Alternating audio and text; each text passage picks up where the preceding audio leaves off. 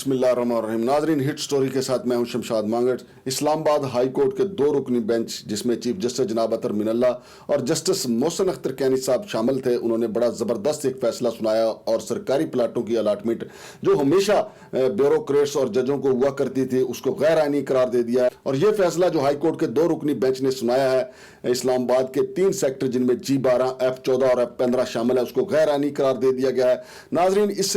हवाले से मैं आपको अपडेट करता चलूं कि कुछ अर्सा पहले हमने इस पर स्टोरी भी की थी कि federal employees government housing authority जो है वहां पे जो बैलेटिंग हुई थी, हैरत की बात है कि जो कंप्यूटर था उसने सिर्फ जजों और ब्यूरोक्रेट्स के प्लाट निकाले थे और ये मामला हाई कोर्ट में चला गया था। आज हाई कोर्ट ने उस पर 2 रुकनी बेंच ने यह फैसला सुनाते हुए कहा है कि ये रियासत की जमीन है, ऐसा नहीं होना चाहिए, ये मफाद आमा की जमीन है और ये ब्यूरोक्रेट्स और जजों में तकसीम नहीं होनी चाहिए, उनको प्लाट तकसीम नहीं होने चाहिए। और फाजिल बेंच ने यह भी करार दिया है कि ब्यूरोक्रेट्स और जज साहबान का यहाँ पे प्लाट हासिल करना गैर आईनी और गैर कानूनी है। 2 रुकनी बेंच के फैसले के मुताबिक उन्होंने सेक्रेटरी हाउसिंग से कहा है कि वो फौरी तौर पे इस मामले को वफाकी कबीना में रखें और वफाकी कबीना इस हवाले से मंजूरी दे और इसको गैर आईनी, चूंकि हाई कोर्ट ने डिक्लेयर किया, हाई कोर्ट के फैसले की रोशनी में वफाकी कबीना जो है वो इस पर फैसला दे। नाजरीन, आपको ये मैं बताता चलूँ, चूंकि इस्लामाबाद एक ऐसी जगह है जो प्लाटों की जन्नत कही जा सकती है। यहाँ पे ज्यादातर लोग जो हैं वो डेपुटेशन पे आते हैं, किसी ना किसी महकमे में आते हैं, फिर अपना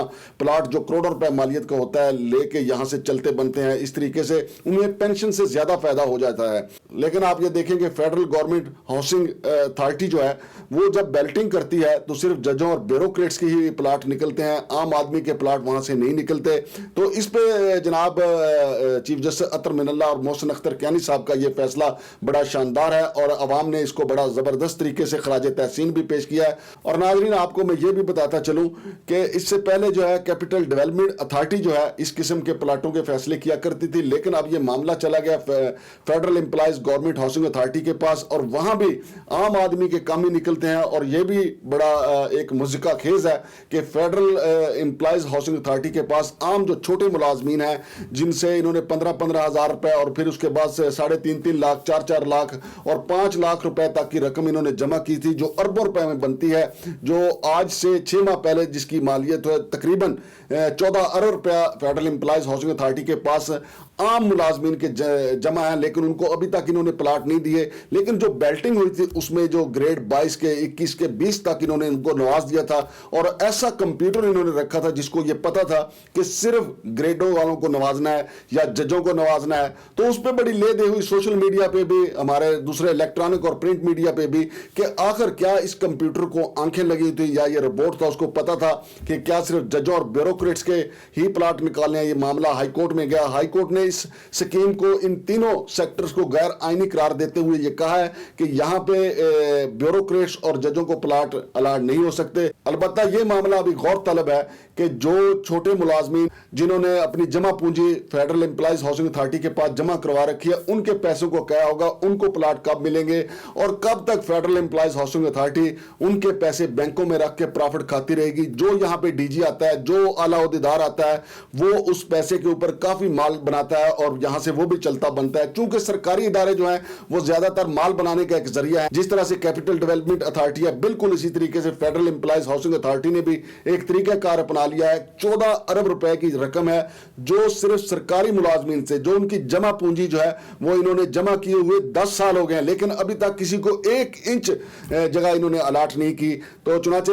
हाई कोर्ट का ये फैसला जो है बड़ा जबरदस्त है। उम्मीद की जानी चाहिए कि इस फैसले का इतलाक जो है वो छोटे मुलाजमीन पे होगा। जब बड़े मगरमच्छों को प्लाट नहीं मिलेंगे तो छोटों को यकीनन जो है वो अकोमोडेट किया जाएगा और उनको प्लाट दिए जाएंगे।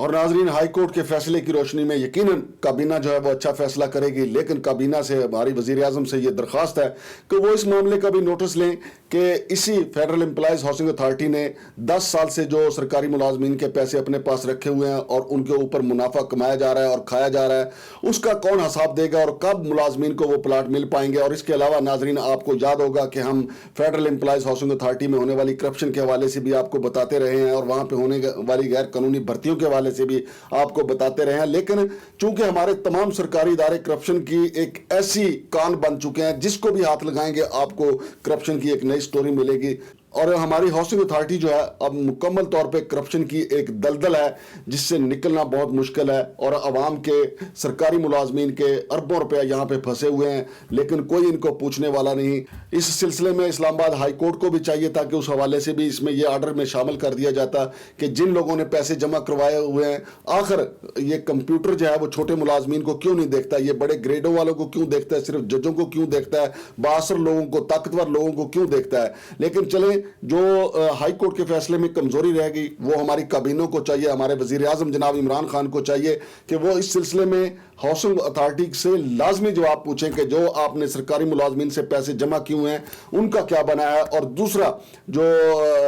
اسلام آباد ہائی کورٹ نے کہا ہے کہ پبلک کی زمین، مفاد عامہ کی زمین جو ہے وہ کوڑیوں کے بھو جو ہے وہ نہیں کسی کو دی جا سکتی، اس پہ بھی دیکھا جانا چاہیے، چونکہ